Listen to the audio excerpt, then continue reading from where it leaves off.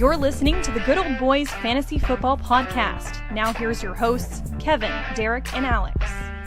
All right, and welcome in, ladies and gentlemen, to another episode of the Good Old Boys Fantasy Football Podcast. It is Friday Night Lights. It is the Bet Set Snap, and I am Derek, and joined as always by your co-host, Kevin. Kevin, how are we doing tonight? Doing good, man. Just trying to dance around injuries and bye weeks already. Like, it's week 5 and it feels like you're smack dab in the thick of things. So grinding, navigating, hoping for a little bit of luck in some deeper leagues where you're starting 3 receivers and 3 flex spots. I mean, just crazy stuff. But it's another wonderful Friday night. Get to hang out with you and get after some fantasy football.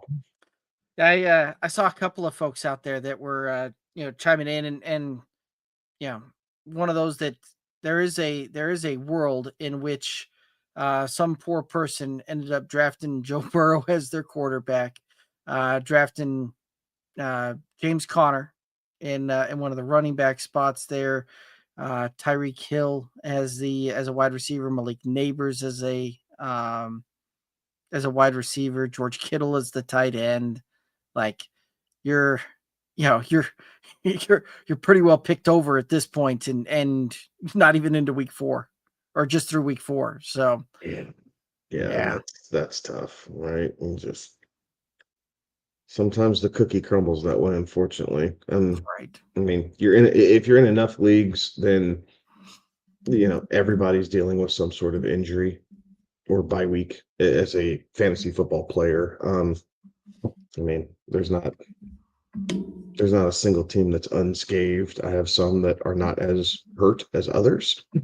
I have some that may not have as many bye weeks this week as others, but it's definitely a good mix across the board. But yeah, it is what it is, right? We always seem to forget about this part in the off season as we're looking forward to it. And, we don't wish injury on anybody. Well, crap, injuries happen. Right. And we're feeling it now, right? So, I guess the good news, Jaden Daniels is playing. Right. For those of you who have Deebo Samuel, he's listed as healthy. He is playing. Let's see, Michael Pittman listed as healthy now. He is playing. Get on the flip side, right? No Bucky Irving, no Chuba Hubbard. Let's see here. No Terry McLaurin still. Obviously, no CD Lamb still. Who else? I feel like the somebody here. Ravens defense is going to be decimated, so there's a potential plus matchup going in there. Yeah. It's an interesting one, right? Like plus matchup, like you want to think Derrick Henry to the moon. How much do they let Cooper Rush throw the football? What does that mean for Zay Flowers, Mark Andrews, even Bateman, right? And again, you're getting riddled with injuries. You got to take a look at Rashad Bateman. Right. So we'll see how that is. JJ McCarthy's likely out too. Yeah, I think they already declared him out. Yep. So he's gone, which is fine. I think for the moment, Carson Wentz has shown that he can operate that offense a little bit better than McCarthy can. Mm-hmm. And I think if the Vikings were playing to win now, they would let Carson Wentz just continue to run that offense here for the moment and let McCarthy fully healthy, get some more film under him and that type of thing, because he was not looking too hot before his injury. So yeah, lots of injuries. Obviously we have four teams on a bye here this week. Yep. The Bears, the Falcons, the Packers, and the Steelers. Yeah. Mm-hmm. Oh, I think I also may have single-handedly figured out the running back to go out and get for the Cardinals. You and I were talking a little bit before the show about some of the running backs there. I think I've actually figured that out, because right now, if there's an Arizona Cardinals running back that has touched my lineup in the even on a bench spot in our home league, they've ended up on IR. Had James Conner, got Trey Benson. I ended up picking up DeMarcado earlier this week and then just traded him for Michael Carter. So there's a good chance that that Bam Knight is your guy. So anybody out there, yeah, this is all just me being silly there, but it is kind of an interesting deal there. That the only guy that hasn't touched my lineup so far is Bam Knight. Yes, exactly. So, anyway, having a little bit of fun there. Cedric Tillman's another guy that's headed to the IR. Yeah, we saw it last night with Juwan Jennings and Ricky Parasol not coming, not being able to play there. And congratulations to Alex picking up Kendrick Bourne on a desperation play and playing him. Yeah. I had him in a couple spots, just again, deep leagues, right? You're starting multiple spots, everything else. There was one league where I don't remember who I chose over him. I chose someone over him. Obviously, today I'm regretting it. Revisionist history. I think it might have been Marvin Mims, right? Like it's no one necessarily high profile, but maybe my Broncos fandom got in the way. Maybe I was looking at it like, well, he's got a chance for the deep shot and everything else. Like, okay, fine. And then Tillman just gets peppered. Like it goes to show that Kyle Shanahan is probably the best play caller in the NFL. Right, going back to that whole thing we were talking about on Tuesday. On Tuesday, yeah. I mean, I just don't know if you could find another offensive play caller who is down his top 4 pass catching weapons and his starting quarterback and still be able to put together a game plan where his quarterback throws for over 300 yards, multiple touchdowns, no turnovers. Like it was just, it was a thing of beauty. Like if offensive football, maybe the score, 26-23 doesn't say, lighting the scoreboard up, like it's 40-40 with the Giants and Cowboys the other week, but the mental processing and the game within the game that Kyle Shanahan put together to make Mac Jones look like Patrick Mahomes was a thing of beauty. And so kudos to the Niners. They absolutely earned that win. I shouldn't say a little, I'm really disappointed in the Rams defense from that Thursday night game. Right. And here I am, I'm down my rabbit hole. I'm not even on the original topic yet, but it is just kind of one of those things. So it was a thing of beauty for Kyle Shanahan, but it did raise some questions that the Rams have given it up through the air. Like, and we're not talking about that yet, right? The second half of the Eagles game, Jalen Hurts torched them, right? That's how they got back in that game.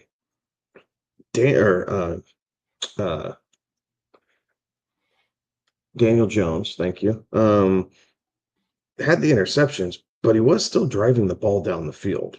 I mean, there were still some big plays to be had there, and the Colts probably should have won that game. And then last night with Mac Jones, if that pass rush isn't getting home from the Rams, the secondary looks susceptible at this point. Like they're going to have to shore some things up. Right.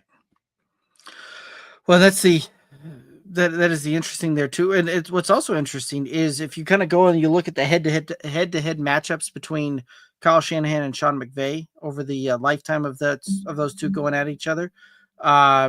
Shanahan has this a decided advantage in that, and it even in the years where those teams are decimated by injuries, this, that, and the other. Like Shanahan has routinely kind of had McVay's number on that, and so yeah, it's interesting because they all come out of that same coaching tree on that, and have kind of very similar philosophies and kind of view the game similarly as far as how they kind of construct things and go about it. But it is kind of interesting when you look back and you see all of the head-to-head matchups. It is very clearly favoring Kyle Shanahan.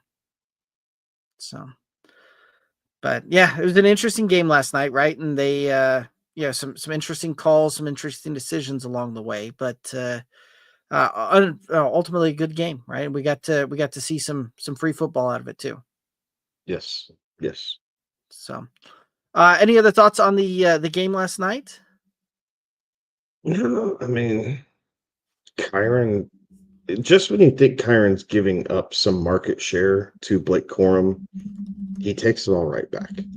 Right? 6 for 88 with the 2 touchdowns. He dominated the carries on the ground. Like Blake Corum was an afterthought. So it does go to show, right? We think we know things, and then all of a sudden, in a game where you would think Blake Corum should have been able to get some run, right? This Niner team's depleted. They're not going to be able to move the ball. You think the Rams would kind of jump out on top of them, and Blake Corum's going to get some touches out of it. Quite the opposite happened. The Niners jumped all over the Rams, and then the Rams had to, chuck it around the yard in the second half to catch up. And Blake Corum was nowhere to be seen. It was all Kyron Williams. So, it's good if you're a Williams owner, right? That's why you drafted him. You want him on the field. He needs the volume to kind of truly be amongst the elite. He's not going to do it on pure skill alone. Like, he needs the volume to do that. But McVay trusted him, and the fumble hurt. It definitely sucked. But until that moment, he kind of put the team on his back there.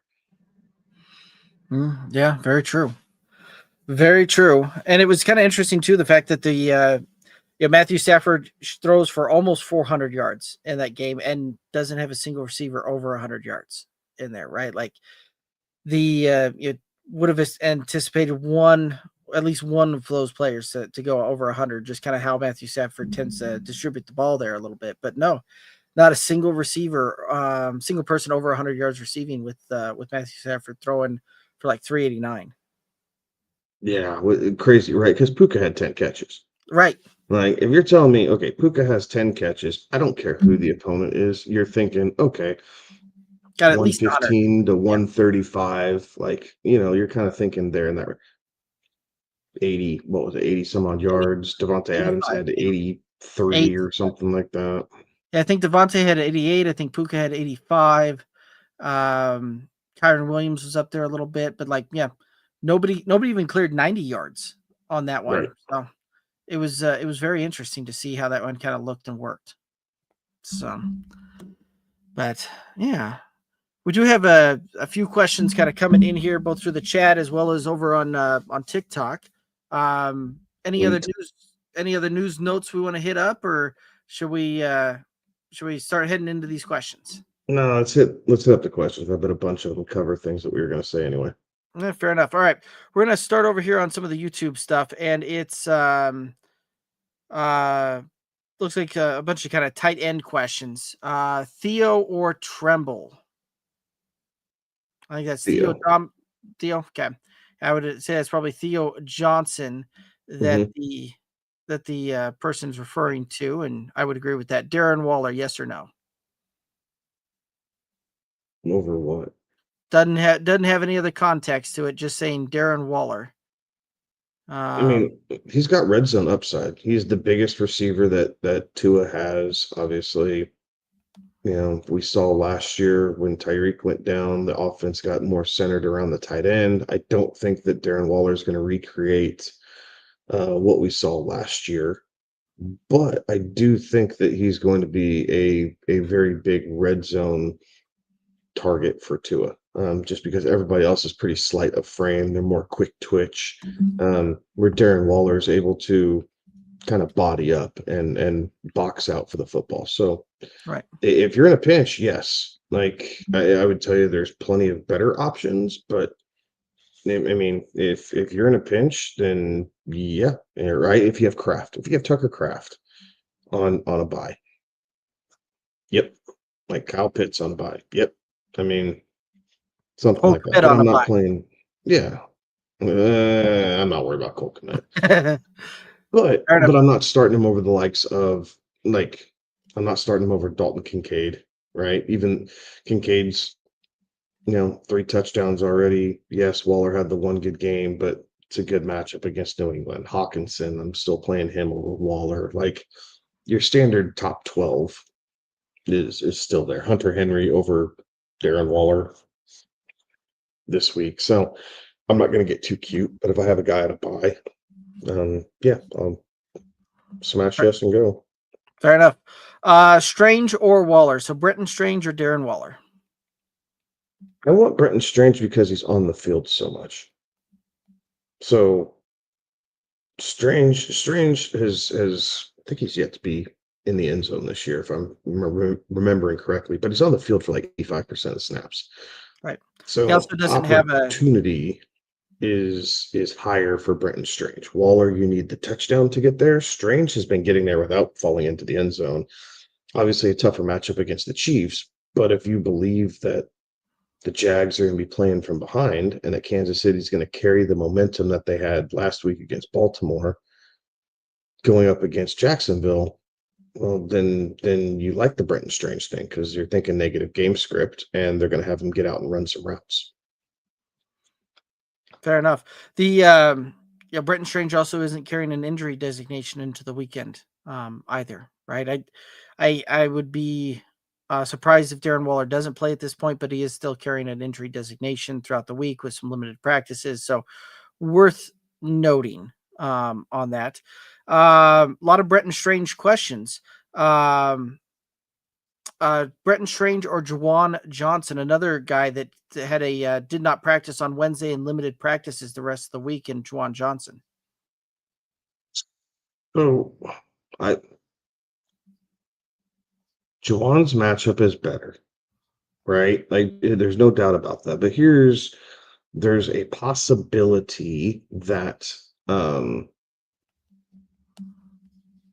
the Saints could activate Taysom Hill or Foster Moreau still. Like they've served through that. So they could get 2 tight ends back. And if that's the case, Juwan Johnson does not do nearly as well when Taysom Hill is active. Oh, no. So it pulls with that a little bit. So and the injury designation. So the good thing is, right, the Chiefs play before the Jaguars do. Or excuse me, not the Chiefs, the Saints. The Saints play before the Jaguars do. If you're tied to Juwan Johnson and you see that he's active and neither Taysom or Foster are going to be put to the active roster, I think you play Juwan Johnson because the matchup's just too good to turn down. However, if Taysom Hill's coming back or Juwan Johnson, they're really kind of iffy about this injury report, and yeah, he's hurting, but he's going to get out there. Well, then just pivot and go towards Brenton Strange. Okay, fair enough. I kind of like that thought there, and would co-sign with that. Kyle Pitts is on the waivers. Should I add him? Well, Doesn't I would say give yes. any more. Doesn't give any more context than that. It's a loaded question, right? Are you dropping Josh Allen to pick up Kyle Pitts? Well, then no, I would not do that. But if you're dropping, if you're dropping Palmer, if you're dropping Josh Palmer, then absolutely, right? If you're dropping Isaiah Likely, absolutely. If you're dropping Kendre Miller, maybe, right? Kendre Miller looks like he might be getting a little bit more run, depending on your tight end situation, right? Like it really just does. So I like the idea of Kyle Pitts. I wish he would fall on our waiver wire. I would love to pair him with Brenton Strange as my tight end room and be able to kind of pivot back and forth there. But very, very dependent. It's easy to say yes or no, but without more detail, I would tell you in a lot of cases, yes, he's been much more of a consistent part of the offense this season to this point. But I'm not dropping a flex-worthy skill position player to carry a second tight end on my roster. Co-sign. Dallas Goedert or Darren Waller, pick one to start. I'd probably go with Darren Waller just from the injury reports on Dallas Goedert, but neither one of them are appearing to be overly healthy. Thoughts on this one? I'd probably go Waller. We saw Goddard get into the end zone a couple times last week. It is not his forte, if you will, to have touchdown weeks that are back to back. Normally he spreads them out about once every 5 or 6 games, it feels like. So I think I would lean Waller in that situation also. I think I would lean that way as well. Dallas Goedert, my apologies. He is ended up logging some practices and looks like he is good to go for week 5. But I would still lean the Darren Waller. Dallas Goedert is good for 3 to 4 touchdowns a year, and he's already got 3 on this young season. So and both of these guys are touchdown dependent tight ends, in my opinion. Juwan Johnson, Dalton Schultz, or TJ Hawkinson. It's a pretty easy TJ Hawkinson for me. Yeah. Alrighty. Start Schultz or Hawkinson. Again, Hawkinson on that one for me. Yeah. Yeah. I understand this Cleveland defense is tough, but Minnesota has to do something to move the football. Like, we can't just shy away from everybody. And Jordan Mason's going to have a tough week, but chances are you don't really have a better option at this point. So same thing with Jefferson, Addison. I think one of the two of them I do think is going to have a big game. Like, I think Cleveland's going to have issues keeping up with both of them. The problem is you would assume it's Addison, like they just double Jefferson and say, okay, beat us. But each team does kind of handle that matchup a little differently. Right. Yeah. So, yeah, it's a tough week for Vikings. But again, all the injuries, all the buys, most likely you're playing these guys, period. Fair enough. Schultz or Theo?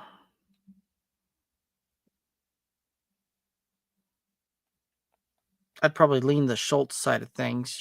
I lean Schultz for 1 week. It's a depleted Baltimore defense. Like, you got to attack it some way. So I would lean Schultz, I think. But Theo has more upside.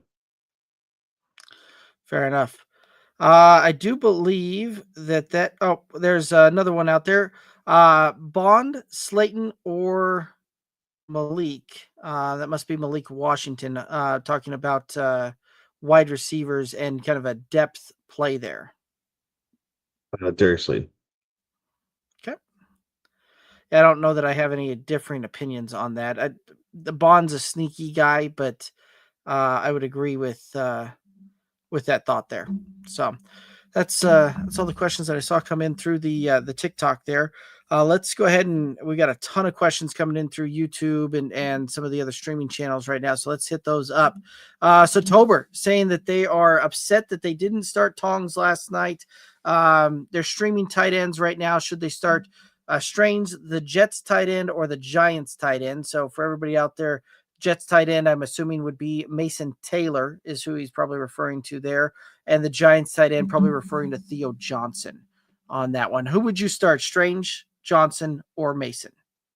Strange, right? Revisionist history. Yes, you would have loved to go back and you flip that out, but I'm playing Strange there. I'm going to take the consistency and at least knowing I'm going to get points on Monday night. Right. I would also go with the Bretton Strange side of things.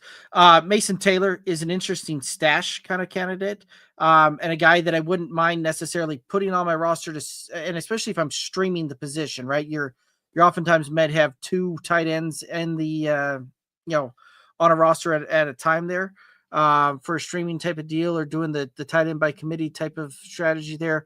I wouldn't mind having Mason Taylor on the roster and seeing what that looks like over this week and potentially next week, as that could potentially develop into something because he has grown. He's kind of carved out a little bit of a role for himself in that offense and certainly starting to grow a little bit. We saw the snap share dramatically increase over the last 3 weeks. And that very well may be something starting to brew there. So wouldn't mind a stash play on Taylor, but I'm not starting him this week. Hopefully that makes sense there, Sotober. Binking saying, "Sup, fellas? Not feeling well, but I'm here. LOL. We're glad to have you, Binking. And get to feeling better." Marvin over on YouTube saying the team is Josh Allen, Devon Achane, Alvin Kamara, Quentin Johnston, George Pickens, Kincaid, and Judkins at flex. It's a very solid team. The Bills defense and Schrader for kicker. The question is, what player do they put at the flex? Would you try and fit Debo into your lineup? Is it time to sit Chase? And they have Chase and Debo on the bench with Shakir. I don't know that I changed that lineup.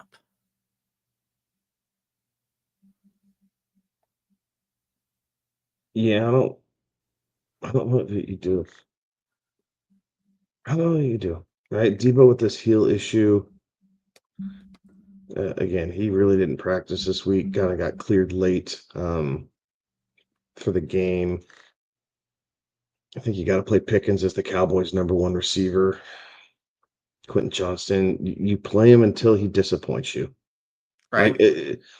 I don't think he's going to stay this hot all season, right? But he's done well for you this point, so I think you keep him in until he disappoints. So I mean, I would agree good with Derek. Yeah, he's been good, 80 yards and a touchdown, like almost every game, right? And like you ride that hot hand until it doesn't, right? And I'm assuming that's Jamar Chase that we're looking down there at the flex, but I mean, I guess it could be Chase Brown too. Those are the two that come to mind, but neither one of those guys have stood out or really done anything for fantasy this year. So I don't know that I'm looking to go that. I like the Debo thought and Shakir. I'd rather have Judkins in there than Khalil Shakir. So Absolutely. Yeah. Any other thoughts on this one? No, I don't think so. All right. Binking saying, what happened to Alex? Haven't seen him on here in a while. He typically doesn't do the Friday shows. And we saw Alex a couple weeks ago on the Tuesday show, but he's got some family stuff going on and all of that. And he's hopping on where he can and helping out where he can. So hopefully that answers your question, Binking. Killikev 4201 over on YouTube saying that they've lost Burrow, Connor, CD, and Tyreek. Ouch. Yes, that is roughola. Yeah, that one is rough. All right.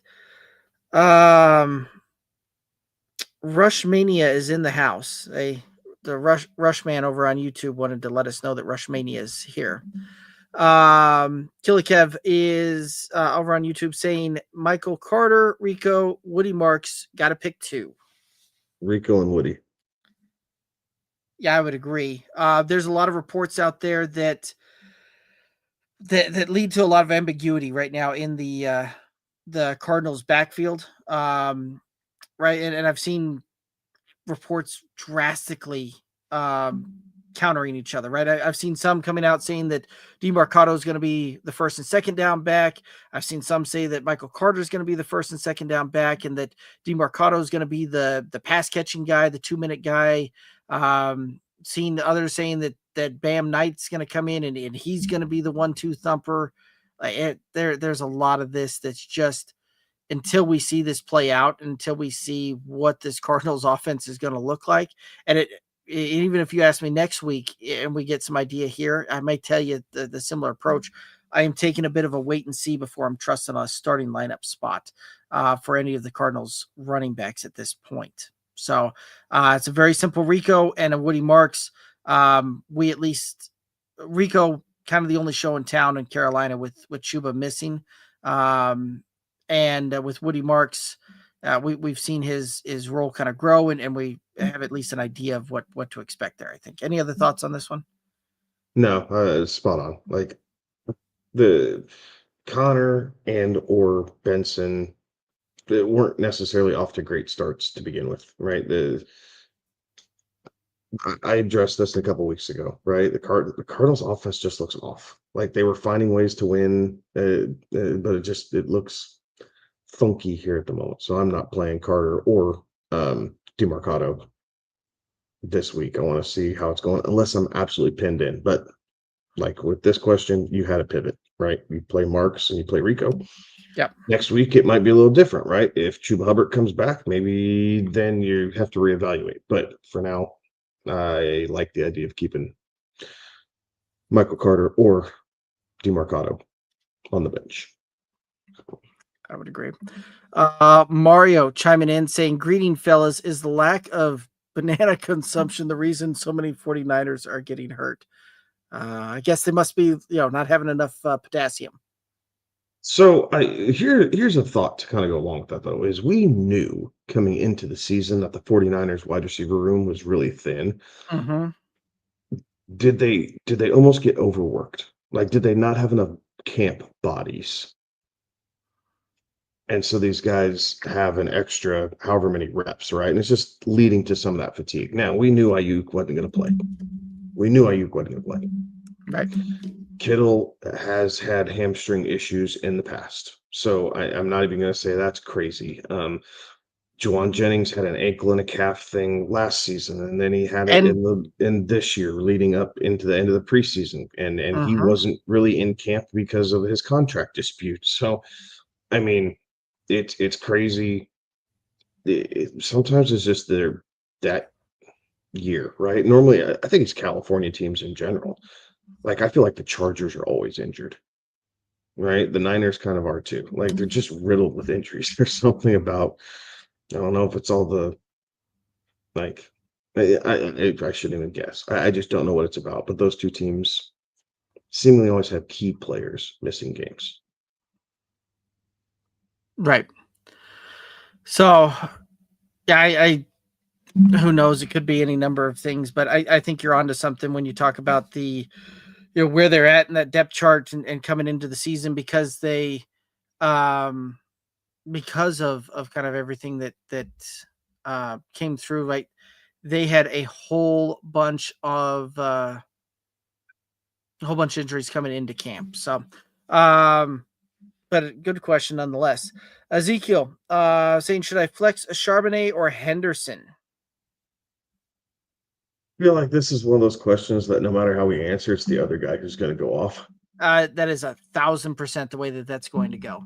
So my initial thought reading it was, well, Charbonnet, because we really don't know if Kenneth Walker's taken over the backfield, and Charbonnet was still seeing some red zone work, it's squeaking to get the touchdown, and then I'm thinking about it going, well, the matchup's actually better to play Buffalo, and they're going to need some explosiveness to kind of keep up with how Buffalo's offense is going, so it's Henderson.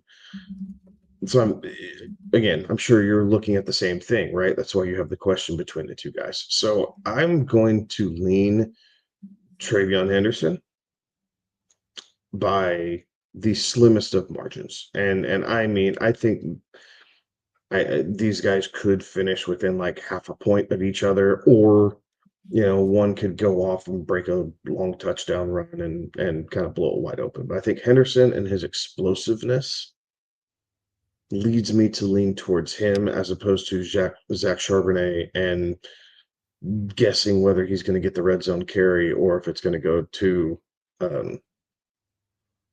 Kenneth Walker. Right. I think you're right. I think this is 6 of one, half dozen of another. I think at best you're talking a very back end running back 2 on the week. Yeah, and really, I think that both of these guys, when it's all said and done, you see them probably finish anywhere from running back 23 to running back 28 on the week, right? Like they're going to be kind of jam packed in that same tier and in that same deal. So I don't know that there's necessarily a wrong option on this one. Looking at it, all of that, and I lean to the same way that Kevin is looking at that, where I think that these guys are going to be separated by about a half point, maybe a full point when it's all said and done. I probably lean the Travion Henderson side of things there a little bit more so. I think that the ceiling is a little bit higher. I think there's a little bit less chance of bust on this one. Whereas Zach Charbonnet, I think that that there is a bigger potential to bust out on this week, to bust me in a negative sense on this one. So I would lean the Travion Henderson side, but it is extremely close.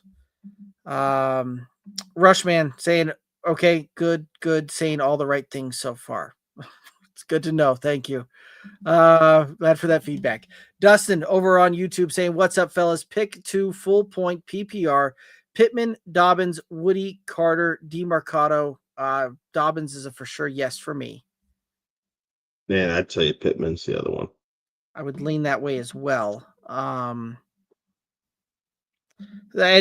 same thing, right? Carter, DeMarcado, instant outs for me anyway.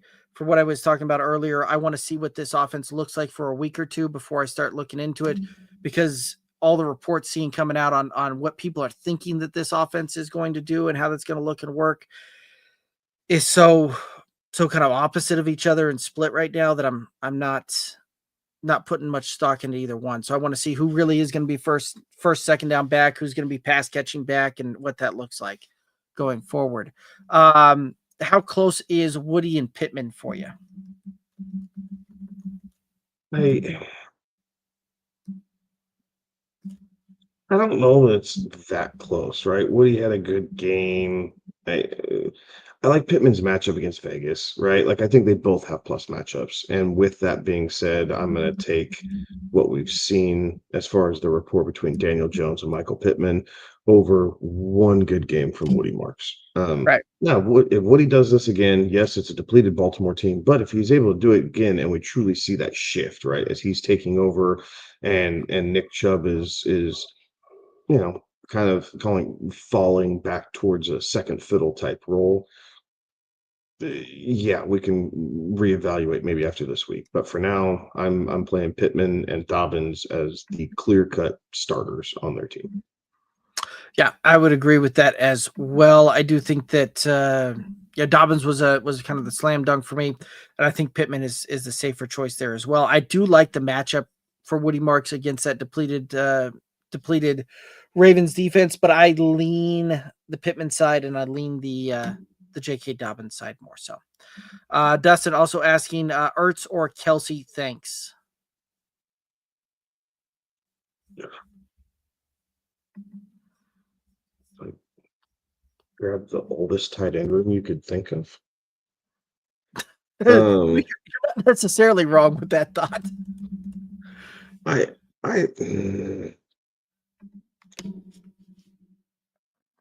For me, it's Kelsey by about that much. Like it's yay close. much, right? Like, I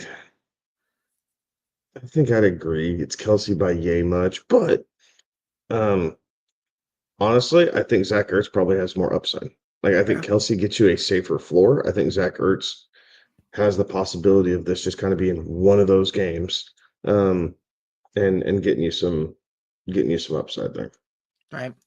And I think Jaden Daniels returning helps the Zach Ertz out this week as well, right? Like, oh yeah, because and really, I mean, anymore, both of these guys are touchdown dependent, and without the touchdowns, you're talking the 4 for 40, 5 for 50 type of route. I lean the Travis Kelce side. It is awfully close. I do like the matchup, I think, a little bit more so for Ertz this week, but it's kind of 6 of one, half dozen of another. I give the lean to Travis Kelce in that one though. Binking saying Justin Fields or Daniel Jones this week. Justin Fields playing the Cowboys. Yeah. Like, with his legs in the air. A+ matchup. Yeah, I mean, I don't think there's many players that I would consider over Justin Fields this week, and 2, maybe 3. That's about it. Yeah, Josh Allen would be there. Yeah, Josh Allen would be there. Allen's there for sure, right? Like, right. Again, if you believe the Chiefs are going to pick up where they left off, it's Patrick Mahomes. Right. Maybe a Jalen Hurts. And maybe a Jalen Hurts just because of the tush push, right? Like, you're looking for those extra scrambles. Because again, Jalen Hurts will rush 9 times a game. Mm-hmm. right? Like you can pretty much set that by your clock this season so far. Jalen Hurts is going to rush 9 times a game. 4 of those 9 rushes are probably going to be tush pushes. Especially the Broncos defense. Like I think the Broncos defense, like you could see Jalen Hurts with 13 carries this game with those extras coming in the tush push, just because they're a little bit they're fixing some things, but they're a little bit stouter. They give up a lot of 3rd and shorts. Right. And that is kind of a calling card of the Eagles. They get in 3rd and short, 3rd and 1, 3rd and 2. Right. Yeah, they might give it to Saquon, but they're just as likely to line up and try and tush push. And with the little trick play that they came off of the tush push last week, I am really interested to see how teams start to defend this. Like, do they think it was just a blip, or do the Eagles try it again, right? Try that little flip to the outside off the tush push and have another player walk into the end zone. Right. Yeah, it'll be interesting. But I'm very much in the Justin Fields side of things as well. Daniel Jones doesn't have a bad matchup by any means, but no, it's a good matchup. It's just right. he doesn't. I think Fields is better. The Cowboys are not good at all. Like the Cowboys have to score 40 points to win. We talked about that on Tuesday's show. Well, or at least not lose. There we go. That's right. Yep. So I mean, we did see the Jets in week 1, right? Kind of push that offense and explode a little bit. Week 2, Justin Fields got the concussion. Week 3, he was out with the concussion. Week 4 back looked okay, right? Looked a bit better. Garrett Wilson is still getting his. But this matchup against the Cowboys is just too good to turn down. Now, if the roles were reversed and Daniel Jones was playing the Cowboys and Fields was playing the Raiders, I'd tell you Daniel Jones. Yep, bingo. This is a Cowboys matchup decision. Right. So, Kilikev over on YouTube also saying that they like Fields on that one. Great minds. There we go. Sir Brooks over on YouTube saying traded Waddle and Kelsey for Judkins and Kittles. What do you think? When Kittle returns from IR, I like that even more. Yeah, I like that.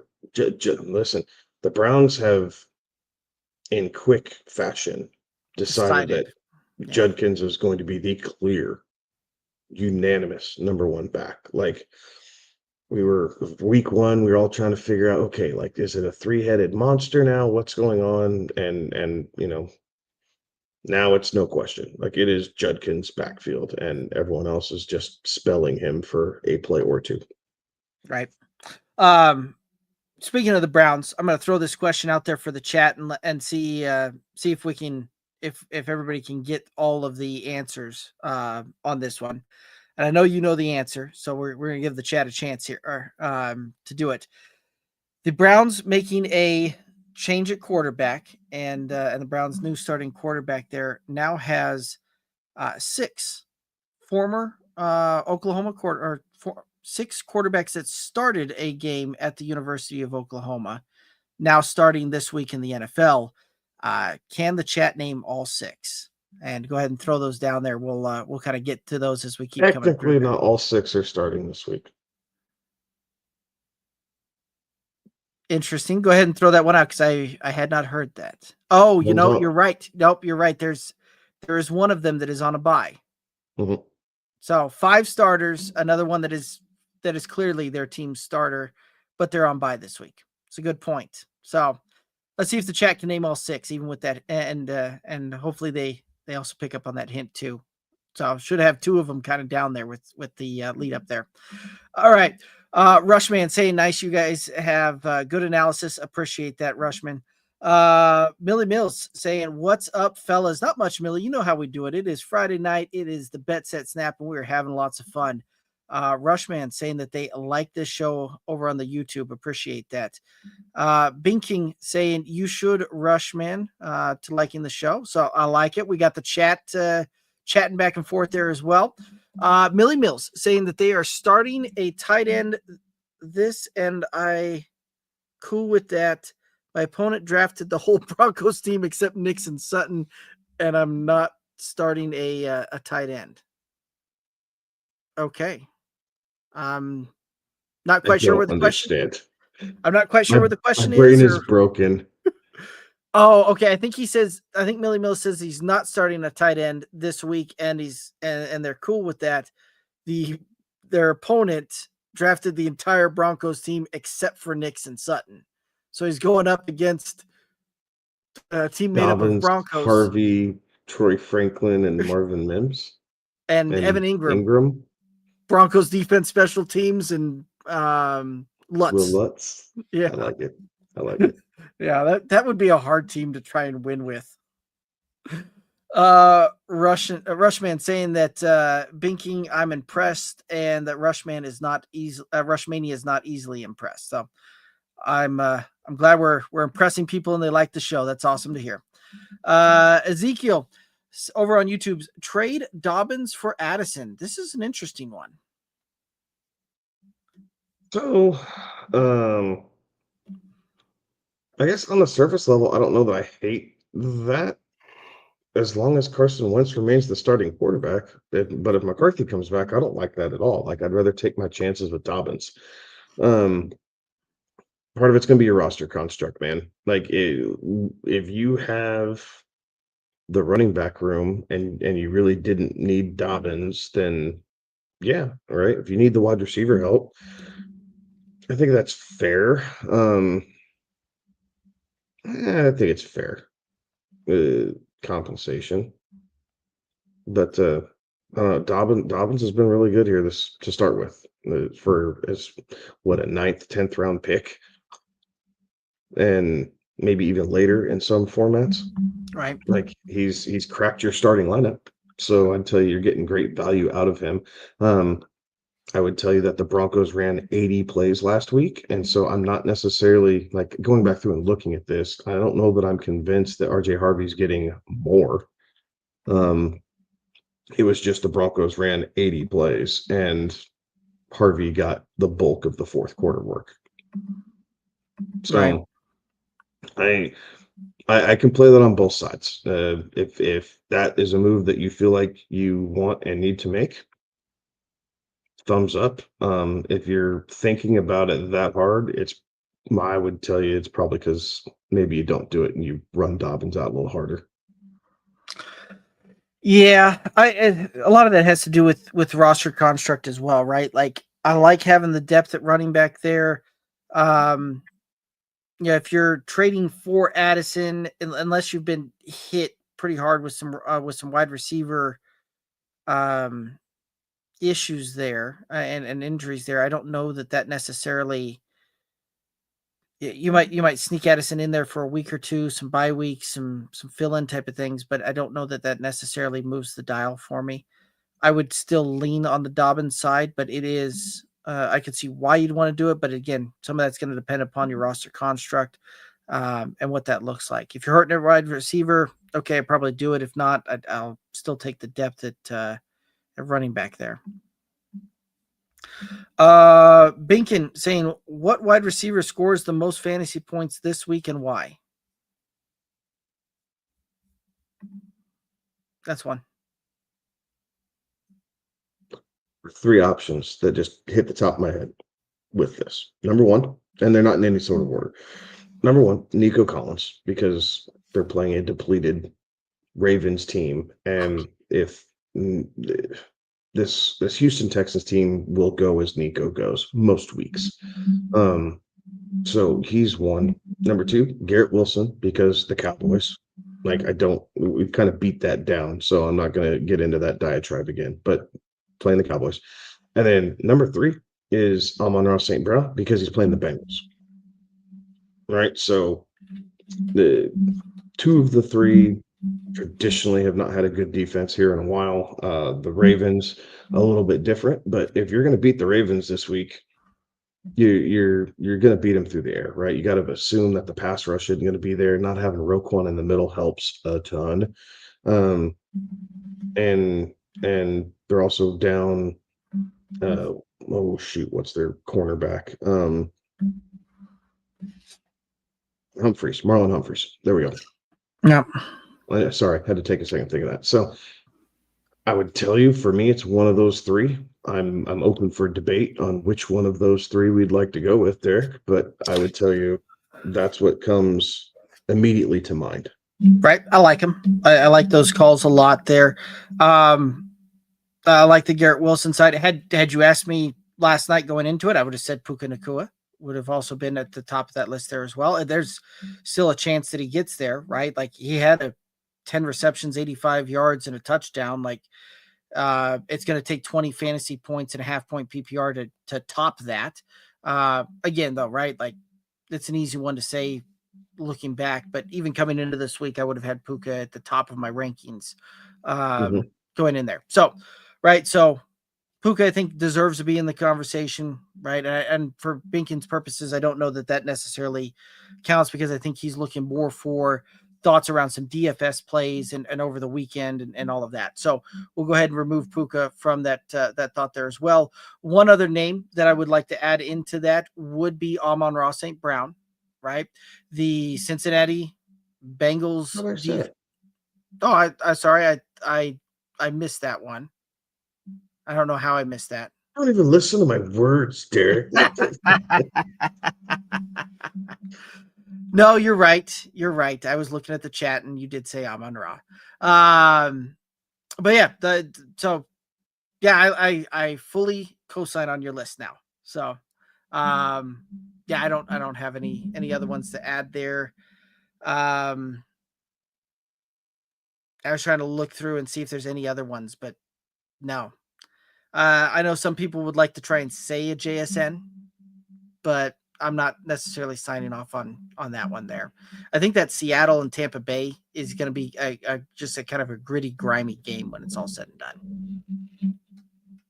Yeah, the only saving grace is that's in Tampa Bay. Yeah. Like for high scoring, right? Just the defenses get fatigued a little bit and go from there. But yeah, I don't know. Seattle's offense isn't built to do this, right? The reason that Wilson gets thrown in there is because he's the only show in town, and again, it's the Cowboys. But Detroit's offense is built to put up points, right? They don't take their foot off the gas for anybody. They're built to put up points. Kind of the same thing, Garrett Wilson and Nico kind of have the same thing. Nico's clearly the alpha. He's kind of due for a big game at this point. And if CJ Stroud can't find a way to get Nico like heavily involved in this game, I'm really going to start worrying about Nico Collins here the rest of the way. Yeah, that is very fair. All right, let's go ahead and let's hit up the next one here. And Millie Mills saying, oh yeah, fellas, as of right now, I won the T. Higgins for Matthew Golden trade I did last week. My league mates clowned me saying you traded T for a bag of Skittles. So yeah, I mean at this point. Yeah, I listen. I don't know that we're gonna see the T. Higgins that we drafted, right? Like you gotta think of T. Higgins as a wide receiver 3. Like I think that's just kind of the world he lives in, right? He's just in that wide receiver 3 world. You know, roughly wide receiver 28 to 30 each week is kind of where T. Higgins might land. I mean, we've seen it trade down for Jamar Chase. Of course, it's going to trade down for T. Higgins. Matthew Golden, they're on a bye this week, but I figure he's going to continue to get more involved in that offense. So, listen, I'm not going to bag on you for it. The name value, yes, but again, take away the names, look at the production, and I would tell you you're sitting just fine having Matthew Golden. Right. Yeah, I would agree with that. Amelia over on YouTube is trading away Chase Brown for Olave a good trade. Roster is mid, so any overall upgrade is what they're looking for in a full point PPR. I think the fact that it's a full point PPR gives more credence to the Olave side. So yeah. I don't hate it, right? Again, these Bengals players have all been downgraded, at least to this point. Browning does not look nearly as good as he did a year and a half ago when he was playing for the Bengals when Joe Burrow was hurt. So we're all trying to redigest and figure how this goes. But if you're trying to win now, right? If you're in a little bit of a hole and you're trying to crawl yourself out of it in a full point PPR where Olave is going to see, 8 to 9 targets a game, I don't hate this. Opportunity is king, and those extra reception points do add up in a hurry. So I understand why you want to make the trade. Yeah, I don't mind it. On that one, I think just don't know where else you're going to get better. Right. Like, I'm that's what I'm trying to crawl through and figure out where you're going to get better. Right. And Olave. I just don't know where that happens. Right. And Olave is a buy low candidate, right? Like there's a lot of people that are kind of down on what we've seen the last few years, right? The injuries, all of this, all of that. But this is a New Orleans offense that seems to be kind of starting to maybe figure it out just a little bit. They're not going to be good or overly competitive through the year, but they're doing enough that they're going to be putting up points, and he's going to be fantasy relevant at the end of the season. He's not going to finish up there in a wide receiver 1 type of territory, but this is a guy that could be knocking on the door at back end wide receiver 2 when it's all said and done on the season. And Chase Brown is a guy that, quite frankly, is it's not the lack of opportunity. It's that offensive line is not very good. The Bengals offense is not designed to be able to pound the rock and utilize the run and all of that. They're a team that had to utilize the pass to open up the run, whereas most teams utilize the run to try and open up the pass. They're the opposite. They needed the to throw the ball down the field, get guys really playing off the line of scrimmage, having those safeties back, but nowadays, they're able to just kind of stack the box and away they go because Jake Browning is certainly not Joe Burrow. So I think Chase Brown, you're lucky to get running back 3 at the end of the season, like a 24 to 36 range. So I don't mind moving the dial there, especially in a full point PPR. So any other thoughts on this one? No, I think I agree. All right. Awesome. Amelia saying that they traded away Krosky, Merritt, and Ridley for Addison. Good trade or bad trade for me? I don't mind it. Good. I'd much rather have Addison. Yeah. Ridley, have we already seen Io Manor supplant Ridley as wide receiver 1 in Tennessee? I think we're close to it, if not. I think so. I pulled the trade. So I've had a trade just hanging out in my inbox in a dynasty league. The guy wanted Calvin Ridley, and they offered me 2 third-round picks. I finally hit yes earlier today. Like I don't want any more of it. I thought I was going to get a better version of Calvin Ridley. I thought they were going to find a way to get on the same page.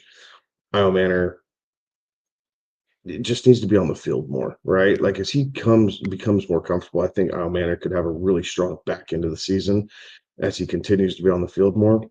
Calvin Ridley's missing passes all over the place. He's not catching the ball. He's dropping things. Like it's really ugly. So I went ahead and washed my hands of Ridley, and getting rid of Bill is great because I did not buy that hype to begin with. I got made fun of. I got called out. I got told I was crazy because I did not jump on this Krosky Merritt train in the very end of the preseason.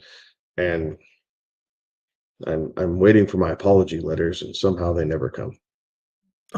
Right. That's true. That's true. Those never do come in.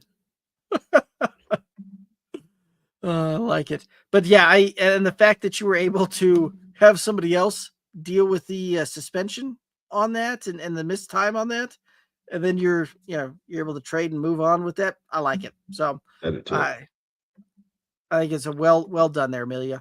And then let's see, the Frogs over on YouTube. Woody Marks, Scattaboo, JMO, pick 2, full point PPR. This week I'm gonna tell you it's Scatabo, and I'm gonna go JMO. But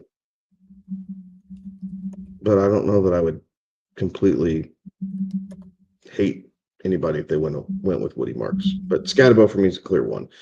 There's no one competing for volume right now. Doesn't matter if it's Jackson Dart. He'll see catches. He'll see 20+ touches this week against the Saints, guaranteed.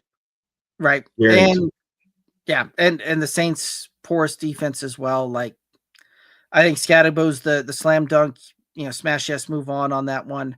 I do think Woody Marks and JMO are both close when it's all said and done here. I think JMO has the higher ceiling on this one, but I think Woody Marks has the safer floor to it. So really kind of depends upon what you're looking for in your matchup. If you need somebody with bigger upside on that, then it is the Jameson Williams side of things there. I think Jameson also has the bigger bust potential this week. So I do think he's very much in that boom bust territory this week. I do think that Woody Marks will provide you a pretty safe floor on that. So if you're the front runner, you're projected to win comfortably, and you just need points out of a flex position type of thing, Woody Marks would be the guy. If you're trailing, you're projected to lose, Jamo's the guy to rock and roll with there. Any other thoughts on that one? All right, awesome. Bo over on YouTube saying Marv Ladd or T. Higgins this week.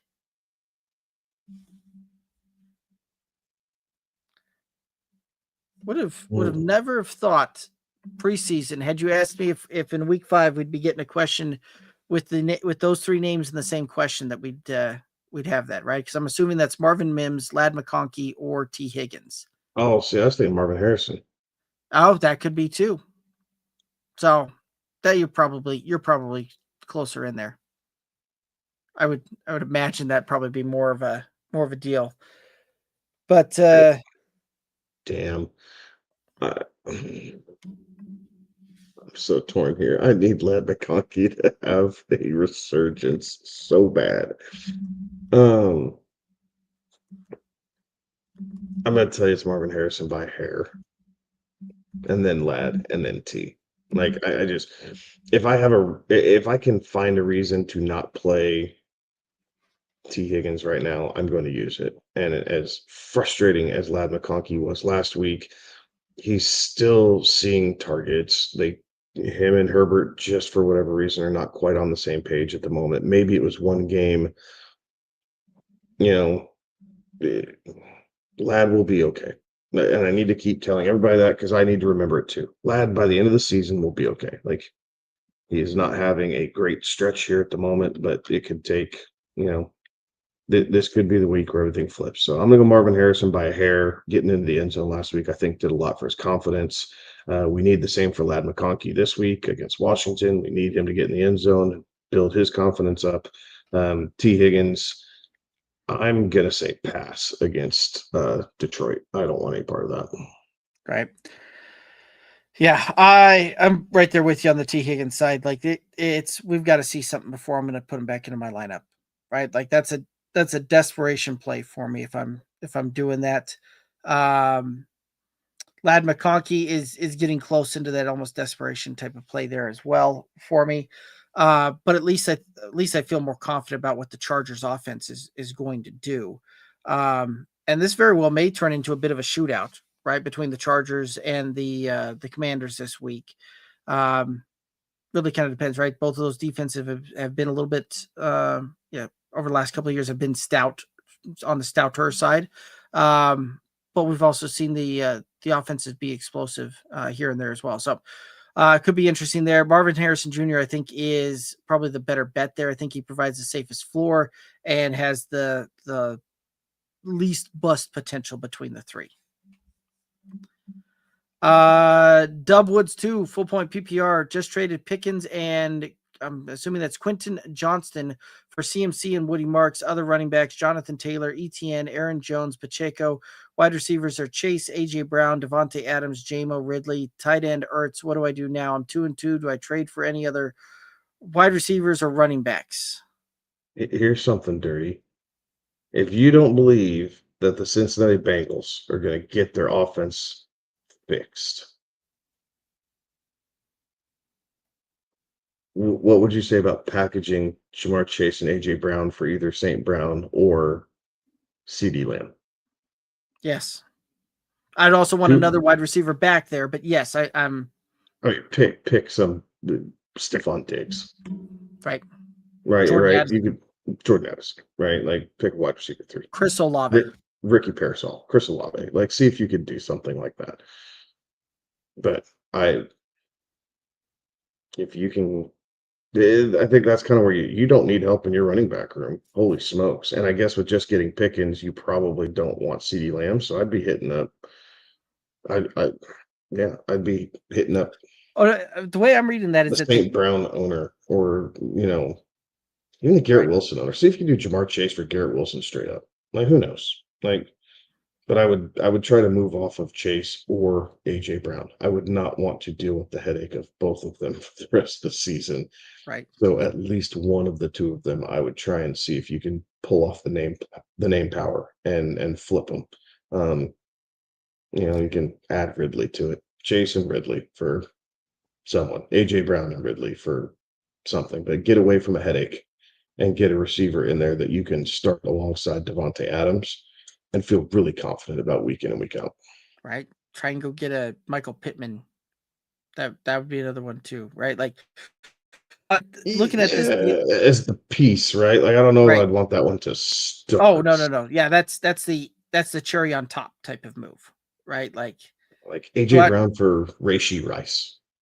Yeah, I would do that. Because after this week, I think the Broncos are going to lock him down. So people are going to get really frustrated with AJ Brown, and I think your trade offers are going to get really dirty. So unfortunately, you kind of have to act fast, I think. Otherwise, you're going to have to hang on to him until he has the AJ Brown blow up game where he has 9 catches for 150 yards and 2 touchdowns. Right. And the way that I read that is that they traded away Pickens and Quentin Johnson for CMC and Woody Marks. Maybe that's what it was. So you're right. So CMC and Jonathan Taylor, still you're set. Like, right, and Travis Etienne. You've got so your running backs are set. Yeah, you got 3 of the top 12 running backs right now. Like, yes, please. The wide receivers though need help. Yeah, I'd try to package some of those receivers up. And Yeah, see what you can do. Maybe even a tight end upgrade. Right.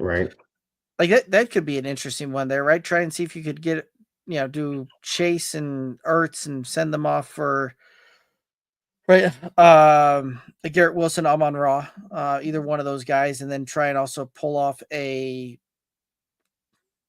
don't know who maybe I'd be targeting Tyler Warren. Yeah, Tyler Warren, Jake Ferguson, even. Now, Jake Ferguson, I think, loses some of his appeal once CD comes back, but in the meantime, you could rock and roll that, and it'd be an upgrade for Zach Ertz even the rest of the season, I think. But any other thoughts on this one? No. Kilikev over on YouTube, in a 10-team league, rookie running backs are Jacobs, Hamptons, Javonte, Etienne, Marks. It's a very solid running back room. Wide receivers are London, Rome, and Bouquet, Brian Thomas Jr. with CD and Rice coming back. That's a very solid wide receiver room too. Would you try and flip 3 of them for like a Taylor or CMC? I wouldn't. You have star power top to bottom, and you still have to get through everybody's bye week. Basically, I mean, so Jacobs and Rome are in London. So some of those guys have been on bye, but other than that, the way injuries have been, you have so many bye weeks that you're trying to fill here over the next few weeks. I think unless you see a major bye week conflict, I would run that roster out here for a little bit and see how it goes. I mean, you've got 3 running back at this point in the season. You have, what is that? 1, 2, you got 4 running backs that are all top 12 running backs, right? You can only start so many of them. So I don't know that really does anything to move the needle there, right? Same thing with your. No, but you love it, right? Because Jacob's on bye, and you don't even have to think about it. You're still playing Hampton, Javonte, and Etienne, and just move. Check mark. You can deal with Brian Thomas. Yeah, you can deal with Brian Thomas not having a great start to his season because you have all those running backs. You plug them in your flex. So I wouldn't do this. I think flexibility right now, and you have a lot of high-end flexibility, is so paramount. And again, the bye weeks are just starting. We're seeing all these injuries. You have a really healthy roster with the exception of CeeDee Lamb at the moment. You could argue Brian Thomas's wrist, but still, um, Right. I wouldn't do anything with this. Well, You have a luxury right here. I would wait until someone comes knocking on your door, and instead of trying to force a trade. right. Well, and this week is painful from the standpoint that Jacobs is out, London is out, and Rome is out for the bye week. CD out, right? So like this one could I understand you could feel like you got a little bit less options there, a little bit pain point there, but overall, I feel like that's a very solid roster, and I wouldn't be messing with that too much. Any other Yeah. thoughts on this one? No, because I don't think most people would blink at it. Like, yeah, you have those options, but if you say, yeah, I'm running out Hampton, Javante, and ETN with Mbuka and Brian Thomas Jr. Okay, like I don't think anybody's going to bat an eye on that for 1 week, and then you can sit Brian Thomas Jr. and play London and Rome and Mbuka, right? You just have so much flexibility. Like this is a luxury. I wouldn't be messing with this. Right. Yeah, this is the type of deal when we're talking about draft for depth. This is drafting for depth there. I like it. Heck yeah. And even in a 10-team league, right, where you tend to get a little bit more stacked rosters, things like that. That's a pretty stacked roster even by 10-team league standards. So I like it.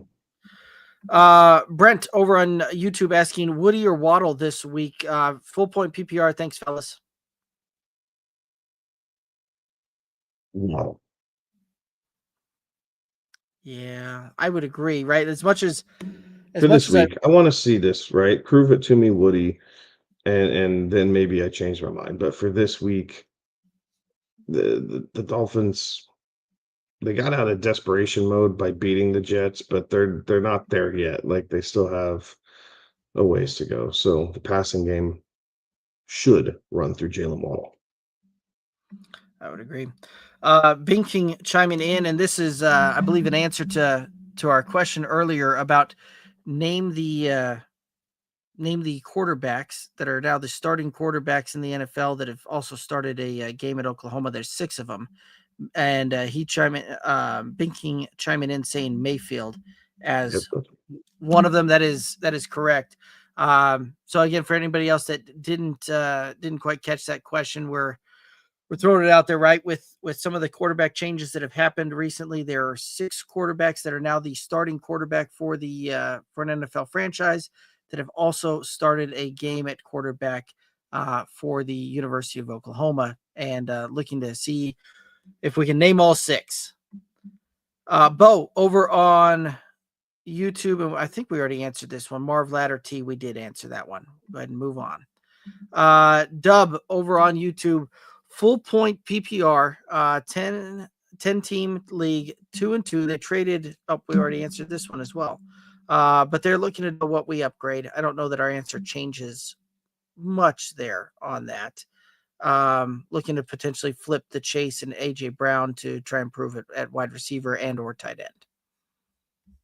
Any additional thoughts there? No, I don't think so. I think you and I are pretty well aligned on what we would do in that instance. All righty. Jimbo over on YouTube, half point PPR pick 2 between Slayton, Chase Brown, Dwaddle, or Michael Carter. I think Dwaddle's the slam dunk in there on that one. As dirty as that feels to say. Yeah. Like that does just feel really dirty to say right off the bat. Slayton sneaky.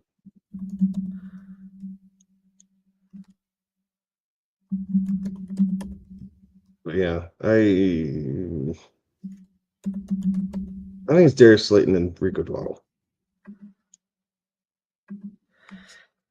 I would. Yeah, that feels really dirty saying that, but I would agree. I might go the Chase Brown and Dwaddle side of things. Just, yeah. with some of that, but I think Chase Brown is a very high likely bust candidate again this week, right? Like this is a guy that has failed to crack the top 24 without Joe Burrow starting quarterback there, and has been very inefficient for the most part. So, and Detroit's been all right on the defensive side of the ball. So I don't know that anything changes on that one. So I think I might lean the Slayton and Waddle side as well. Yeah. Binking saying that I was thinking Garrett Wilson. I think that was back to the question about which most points for a wide receiver. Wide receiver. So, yeah, I like the Wilson pick. I don't think there's anything wrong with that. Yep. And that was one of the first guys that you named when going through that as well. So Ezekiel saying I'm definitely hurting in wide receivers, lost Neighbors, and got Sutton, Slayton only, Golden more on bye, and Rice is suspended. Sutton, I mean, again, don't this week Darius Slayton's going to be, I think he'll be just fine against New Orleans, right? And it gets you 1 week closer to getting Rice back. So like I said, it gets you this week. Sutton and Slayton, you should be fine for 1 week. Right. Well, and I think some of that too is that's going back to that question of trade away Dobbins for Addison on that as well. Looking at that running back or looking at that wide receiver core, does that change anything for you? The Dobbins not for this week, not going up against the Browns. Like the Browns are the toughest matchup between Sutton, Slayton, and if you throw in Addison. Addison has the toughest matchup. Fair enough. Sutton's right behind it, but yeah. I don't know that it changes it much for me as well, but J Money, what up? Saying that Christian McCaffrey has like 150 touches in 5 games. I think that's more than Saquon's pace last year. Is McCaffrey going to make it? I love his usage, but I really don't. It scares me. And this is a point you started making early in the season. Yeah, that's the $1 million question right now, especially with McCaffrey, right? He is healthy, but he is the only healthy 49er on offense, seemingly. So I'm torn, right? If I own McCaffrey, it's going to take a king's ransom to get him away from me. But at the same time, it's like, ugh, like crap. Like, is this really going to keep up? But I think you're almost pot committed, and you just have to ride it till the wheels fall off and hope he makes it through the season. Right. Well, I mean, it certainly hasn't been anything efficient on the ground, right? Like you look at last night's contest, it ran the ball 22 times, didn't get to 60 yards, like 2.6 yards a carry. Week before that, 17 carries, didn't make it to 50 yards. Like this is not the typical Christian McCaffrey type of, one when we see high usage like this is not the outcome we typically see. It's typically a far more efficient deal. But Jay, I'm kind of right there with you. It is a bit scary, right, as far as what that looks like and ability to make it rest of the season. Terry over on YouTube, half point PPR, AJ Brown or Darius Slayton? There's a question I didn't think we'd get at all during the season. Right. I'm gonna point PPR. I'm gonna go Darius Slayton this week. I really think AJ Brown's gonna struggle against this Broncos team. So it's not pretty, but it's what we got. I mean, I don't love the Darius Slayton side of things either. I mean, they do get New Orleans. It's in New Orleans, rookie quarterback. Jackson Dart throwing the ball last week didn't give me many of the warm and fuzzies watching that, but I don't know that I feel like with Darius Slayton, I can at least go out and get something with that. But the I don't know that I feel the same way when it comes to AJ Brown, right? Like AJ Brown, I think we're just as likely to see him, 2 for 20 on that type of deal. Yeah. is dangerous, right? Like there's definitely something about that, but I don't know. I just don't know where else you're going to find better. Right. Like And I just think Slayton's the guy this week. right. And that's the thing too, right? Like I know we're probably the minority opinion on that one, where a lot of folks would go the AJ Brown side of things there. Yeah, especially with some of the comments in there, with everything else there. Yeah, you would think that may very well lend them to try and getting him more involved and all of that, and squeaky wheel gets the oil type of thing. But Yeah, maybe. He walked it back pretty quick though. He's like, "No, it's not how I feel. We're good with the coaches. I'm good with the players. I talked to my quarterback." Like, I don't know. Like, yeah, so again, playing Pat Surtain this week, it's going to be tough. It right, just is. right. So Terry, I would say AJ Brown is a very high likelihood of a bust candidate again this week. So I don't know that I want to keep subjecting myself to that one, right? The definition of insanity type of thing. Yes, sir. All right. Tyler over on YouTube, Devonta Smith, who hasn't done anything, or Tolbert without Lamb, and no without Turbin. And being without Turpin. I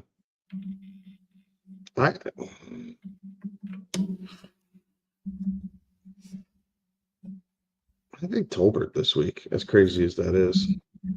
Right. There's another one that I didn't have on my bingo card this year, was Jalen Right. Tolbert or Devonta Smith. Yeah, again, this is another one of those that's kind of a dissenting opinion there.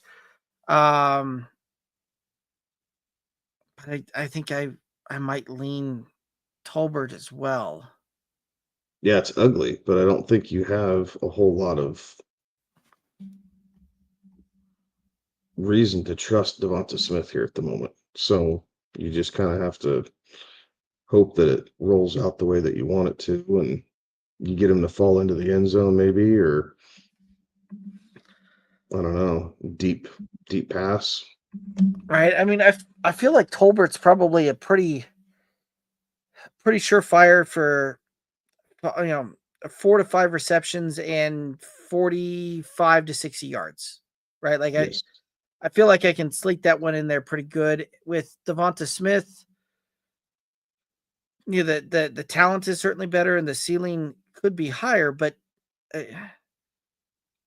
it wouldn't surprise me if this one becomes a 3 receptions for 24 yards type of thing. And Yeah, it could. and I feel like that's kind of where we're at. So floor play even, I lean the Tolbert side. Again, it's ugly and it feels dirty saying it, but yeah, that's kind of where I'm at there.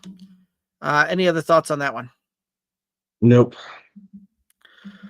Terry, full point PPR traded away Henry and Mbuka for Genti and Odunze. Thoughts for redraft? I don't mind it. Take the youth. See what happens. Yeah. Cosign. Woody, the Badger over on YouTube. Should I drop Torrey Horton for Brashad Smith? Ooh. I don't know. For sure. Sure, Smith has, I think, some interesting allure as we get into the season. At this very moment, I think I'd rather have Horton. But Brashard Smith is sneaky upside. Like Brashard Smith is sneaky sleeper pick. So if you have the bench depth to kind of be able to sit on Smith, I don't hate this, honestly. Like I do think he kind of gives you something that especially in a PPR league, gives you some advantage there that maybe a lot of people aren't paying attention to. Fair enough.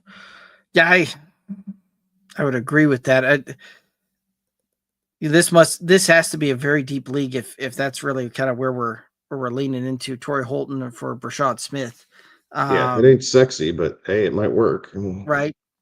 And if you've got that kind of league where you're needing that kind of deep play there, I do think that Brashad Smith is the sneaky stash play. But if you've got somebody that you're having to roll out there, injury or bye weeks or that kind of deal for a depth, I would lean on the Torrey Horton side. Torrey Horton, my apologies. Millie Mills chiming in saying they're calling it now. Baltimore's defense will score 15 this week. That is a bold take, sir. Yeah, I think there's a world where you could see that, right? You don't the Houston Texans offensive line's terrible, kind of that whole the world against us mentality. I mean, these guys are professionals. They have a lot of pride about them. So yes, it's a bold take, but I think I can see a world where that happens. Like, I'm not going to call you crazy for saying it.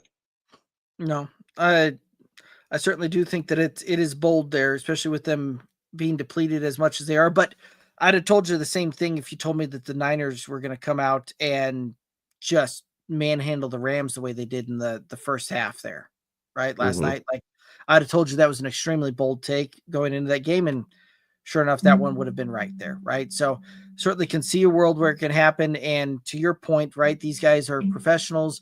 They put a lot of pride in their craft. And there is some of that as well that, sometimes when you're backups and you're coming in playing, right, sometimes teams overlook you. They think that they might have an easier go of it. Plus some of these backups come in and they're able to just kind of play free and easy because what have they got to lose, right? If they make great plays, they and really show what they can do, they can earn some more playing time. If they don't, they head back to where they were as a depth piece on the bench. So chance for some of these guys to make a name for themselves. Absolutely. So I think it's probably more realistic though that the Ravens defense puts up 5 or 6 points for fantasy this week though.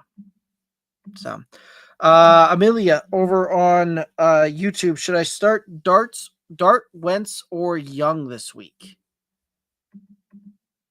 I would start Jackson Dart if that's what you're left with. Easiest matchup. He's going to use his legs the most out of this group. Yeah. It's not pretty. Like, you don't necessarily feel great about it, but again, I avoid the Europe game like the plague unless I have to, right? I'm not sitting Jefferson. Right. And with bye weeks and injuries, you may not be forced to sit any of them, but it is what it is. So I would play Dart. Screw Right.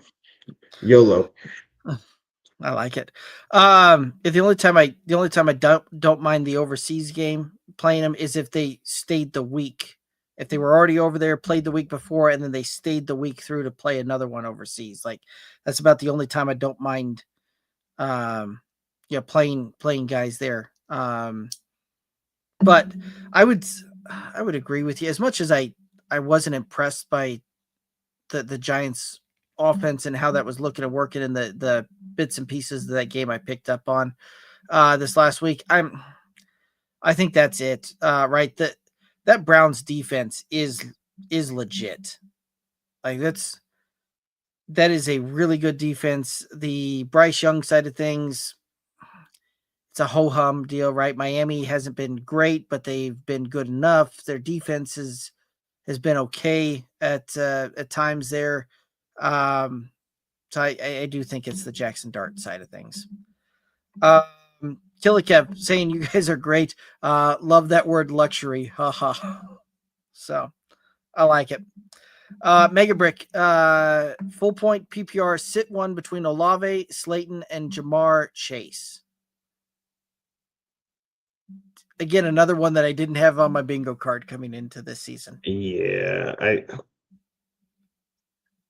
think you sit Slayton. Yeah.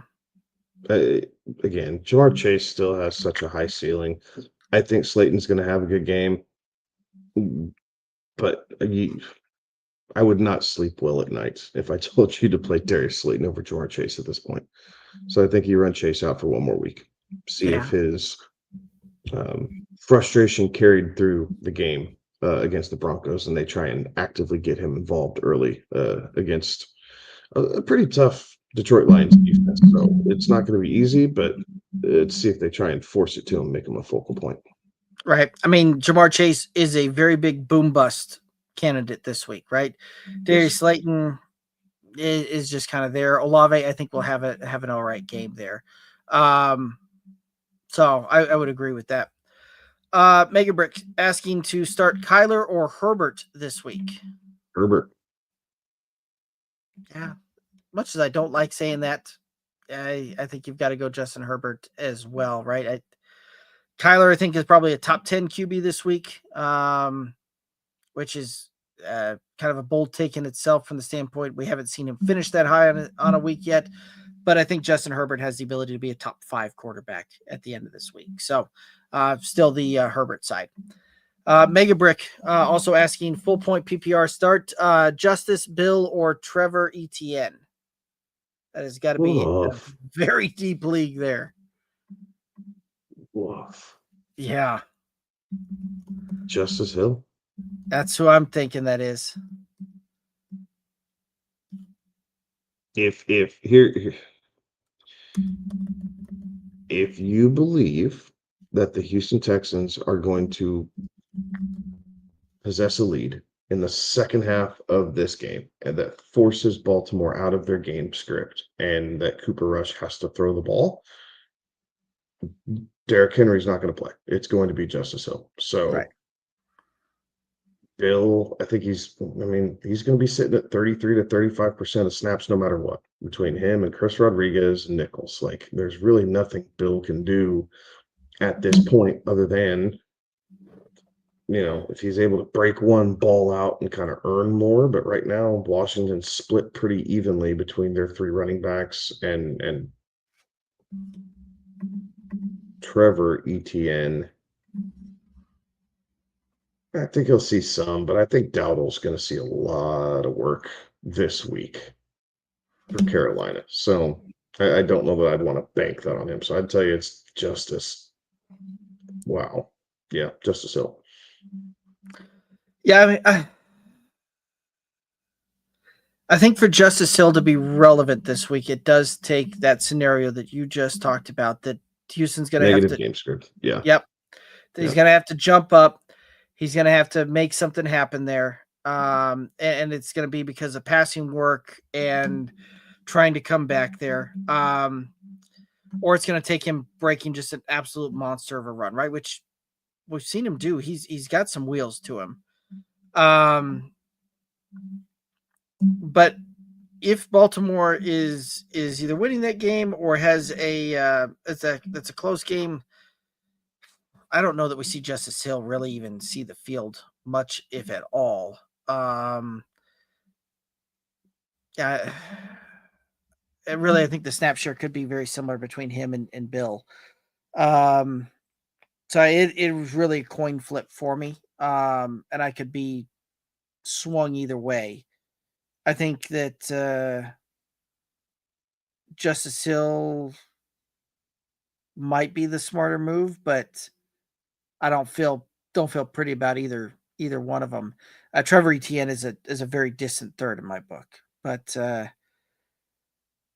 I feel like you could coin flip it between Justice and Bill. So I don't have a strong inkling either way. Aiden, should I start DeMarcado or Robinson? Robinson.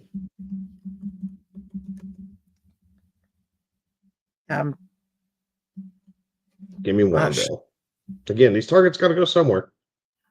Wandell's going to play in the slot. He's going to be a little bit more active. Now, the slot is one of the better defensive metrics that the Saints have. It's part of the reason I think Slayton's going to have such a better game. But this DeMarcado, again, back to what we talked about earlier. You have an option that is very viable. I'm staying away from Arizona's backfield. Yes. Yeah, I would agree with that. I want to see what this looks like, right? Like, where I think DeMarcado gets in is if the similar thing that Justice Hill, right? Like if they get into a big negative game script, DeMarcado's, I think they're 2-minute back and their passing work back. So that's where I think he could see some volume there. But yeah, I would lean the Wandell side as well. Millie Mill saying they've been trying to trade Brown since Burrow went down. Even packaged Chase Brown and Henry together for Bijan, and the person told him nope. So Yeah. Listen, if I had Bijan, I might tell you no to. I mean, yeah, I would tell you absolutely no. And I do this have is not the Bijan. Derrick Henry of last year. No.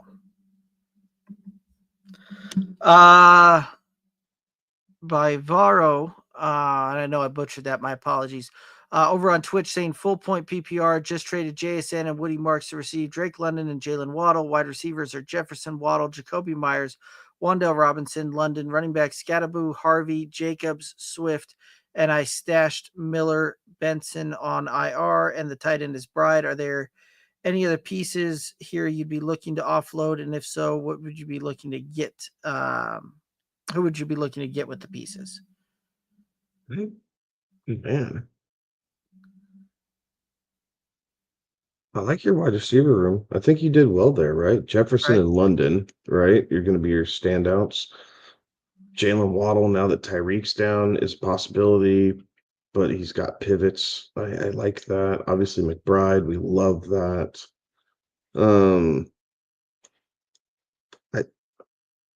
I'd tell you to sit tight here for a little bit, right? Like, let's see how the league progresses here in the next couple weeks. With this starting lineup, I don't think you're forced to make a move here right now. So, I'd enjoy the show and just sit back for a week or two. Yeah. Maybe even 3, right? Like it's let it develop here. Let's see what type of offense Miami's going to put together if Jalen Waddle is as featured as we think he should be.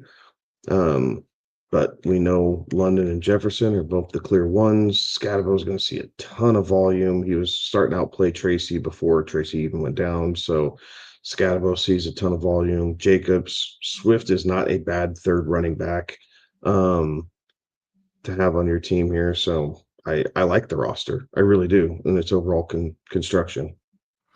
The only thing I think you're right with Scatterbo getting an absolute ton of work, and I would look to try and flip him after this week. So that would be where I'd be looking to try and maybe move off of that one. He's got a couple of really tough matchups coming up, right? Philly's been pretty good against the run.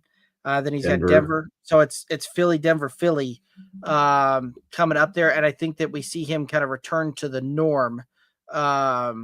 Regress to the median a bit here here over the next few weeks. So I do think that there is some potential to move off of him here after this week. And I think he'll have a really good week that you can kind of rock and roll that. And then, see if you could flip him for a Judkins, maybe, right? Like, I think that he might have a little bit of a downer week here this week. I think he'll have an okay week, but I think Scatterbo will do that. And that might be one of those that I look to try and flip him right then and there for to try and move on from there. But that would be this week. I would hold tight going into it. Scatterbo kind of outkicked his coverage this week. I'm looking to move him and get somebody I think that has a little bit better rest of the season for me. Any other thoughts on that? No, sir. All right. Z, free spot. Should I pick up Io Manor? I would say yes. Yes. Terry asking Hurts versus Denver or Daniel Jones versus Las Vegas. I'm going to tell you Hurts, but I'm not going to freak out if you decide to say it's Daniel Jones. But I would play Hurts.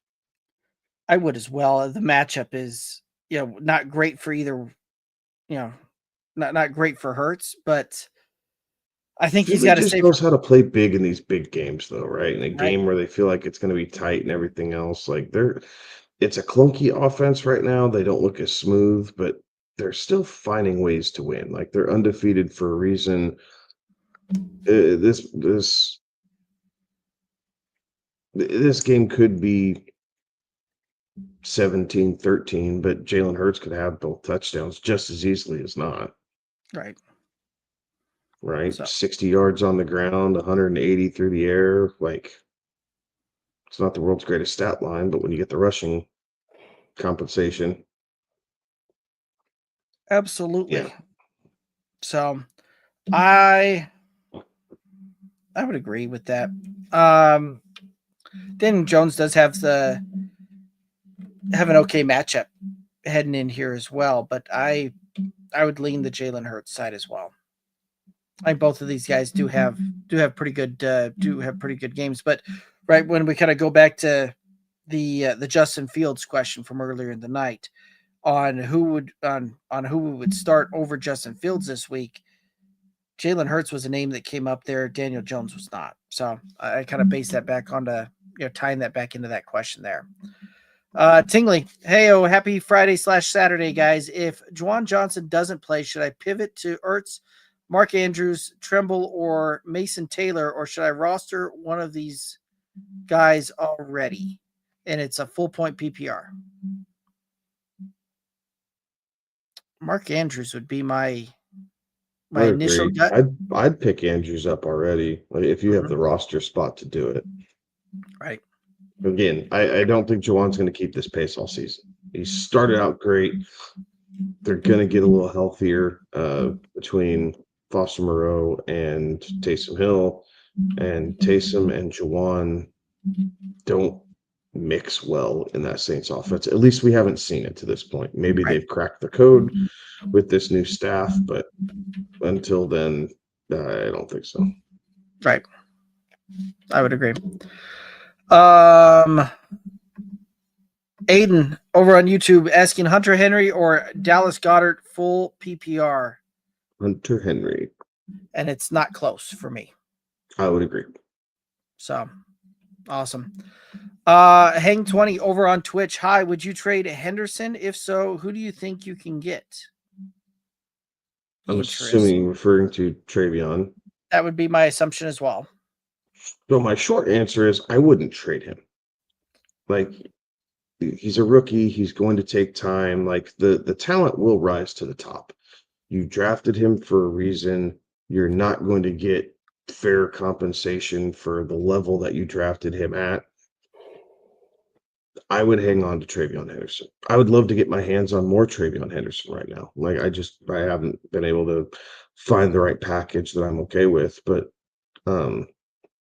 I would hold on to him and bank on the fact that as the season goes on, his talent will show out and he'll be on the field more and more. Okay. All right, let's put that one to a quick test then. Travion Henderson, J.K. Dobbins, which side would you rather have?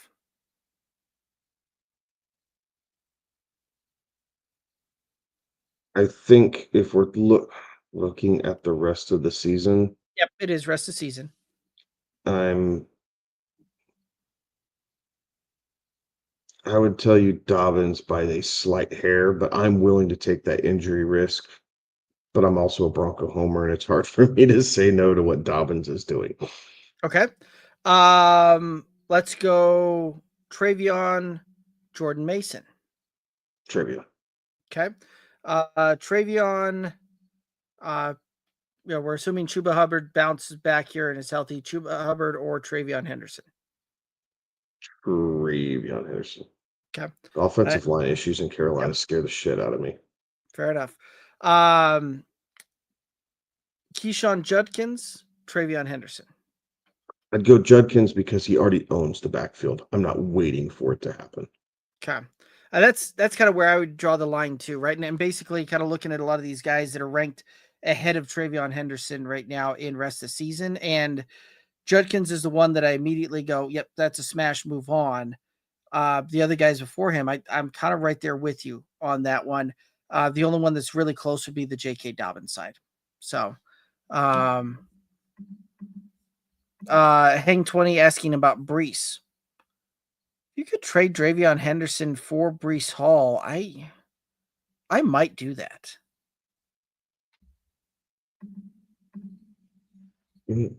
Yeah. Again, Braylon Allen knee issue. He's going to be sidelined for a couple weeks. Like Brees already owns that backfield. Like it's hard to turn down a guy who already has it. Like in Right. such dominance. The reason J.K. Dobbins is interesting is because at this point in the season, he's shown no reason that no matter what R.J. Harvey does, that Dobbins should lose work to him. Right. But Brees, yeah, I'd trade Travion for Brees. Why the hell not? Get the passing down work right now. Like, kind of owns that backfield with Allen going down. Like, I'd go Brees Hall. All righty. Bravio over on Twitch saying May, Daniels, or Baker.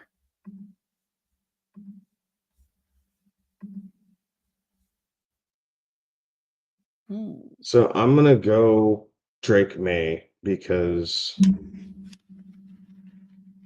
I'm not convinced that Jaden Daniels is going to use his legs a whole lot with this knee deal, right? And Chargers are serviceable. Kind of a weird loss that they took last week to the Giants, but I think the Chargers are probably looking to rebound from that here a little bit. But I like Drake May. It's a divisional game. Yes, that makes things a little interesting, but I think that he's using his legs enough that he'll find a way to get you there. Daniels normally would be my answer. It's just this first week back from the knee injury. I kind of want to see it when you have an option like Drake May. Baker, it's just a tough matchup this week. Like, yes, they're home, but Seattle's defense is very solid. Chris Godwin's back for week number 2, of being back. So I think that's a good thing. I think that does help Baker, but Baker's a little dinged up. Chris Godwin's just coming back. We don't have Bucky Irving. Like, there's just enough flags going on with Tampa Bay that I think maybe I stay away from that here at the moment and add to the reasoning of Drake May for this week. Yeah, I would agree with that. So, Mario giving us the thumbs up there. Appreciate that. But that's going to take us down here. It looks like about to the end of the questions. Didn't see all of the names come through for the quarterback question earlier. Shall we go ahead and enlighten everybody on this one? Oh, we can. All right. So Bean King got Baker. Yep. We have Caleb Williams, who's Yep. on a bye. Yep. We have Kyler Murray, Yep. starting quarterback for the Cardinals. We have Spencer Rattler, starting quarterback for the New Orleans Saints. Yep. We have Dylan Gabriel for the Browns, right? Being the starter there. Yep. And then is this the guy I missed last time too, isn't it? Hold on. And he's on your home team fantasy roster. Jalen Hurts, yeah, Jalen Hurts. Yep. I was thinking Bama. So it happens there, but yeah. So yeah, fun little trivia deal there. It was kind of interesting when I was sitting there thinking about that, going, that's a lot of quarterbacks that came out of one school there. So anyway, Bravio saying that it's awesome and they appreciate it, boys. Most welcome there. But Kevin, that takes us down here to the end of the chat and the questions. Any final thoughts out there for the viewers and listeners? Keep grinding, right? I mean, that's the biggest thing right now. Everybody has some ailment that they're working through as fantasy owners, not just the players, but as fantasy owners. It's crazy that it's only week 5. Normally we get a little bit further down the road, I feel like, before we start dealing with all these injuries to key players, but nevertheless, here we are. So continue to grind away and the work will pay off. The cream does rise to the top. Absolutely. Well, that's going to do it for us tonight. Appreciate everybody tuning in, chiming in. We'll be back Tuesday, 11 p.m. Eastern. Make sure that you're hitting the subscribe, the like button, all that good stuff wherever you're consuming this at, and does certainly help out. But appreciate everybody tuning in, chiming in. That's going to do it for us tonight. He's Kevin. I'm Derek. Have a good one. Be safe. Toodaloos.